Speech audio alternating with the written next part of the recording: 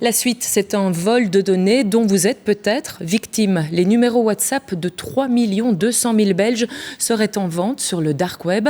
Le risque, c'est que des cybercriminels vous appellent ou vous envoient des messages pour tenter de vous escroquer.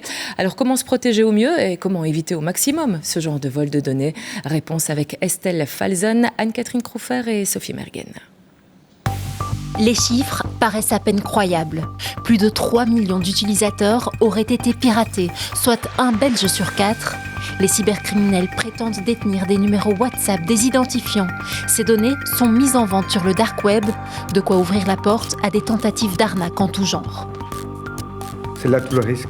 Quand on parle d'une quantité aussi énorme de données, c'est qu'on peut automatiser des processus criminels donc, qui vont forcément, à cette échelle, faire des victimes.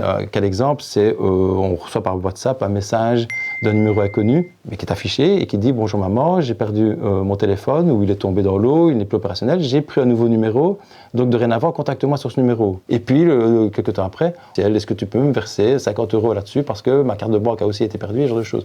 Donc, on revient dans des cas d'escroquerie classiques, mais avec une approche différente. Si vous recevez des appels ou des SMS de numéros inconnus, soyez donc très vigilants. Ne communiquez aucune donnée sensible comme des données bancaires.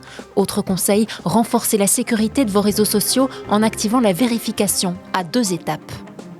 Ce qui veut dire qu'on ajoute une couche de protection en plus que le mot de passe. Ça veut dire que si votre mot de passe se retrouvait justement dans ces fichiers sur le dark web, ça permettrait de ne pas pouvoir accéder à vos comptes puisqu'il y a un niveau supplémentaire de protection.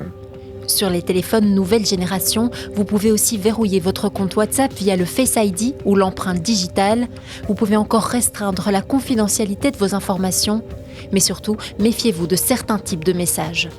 Dans les cas d'escroquerie, il y a souvent une menace de perdre ou de gagner un avantage patrimonial. Et il y a souvent une pression avec une échéance.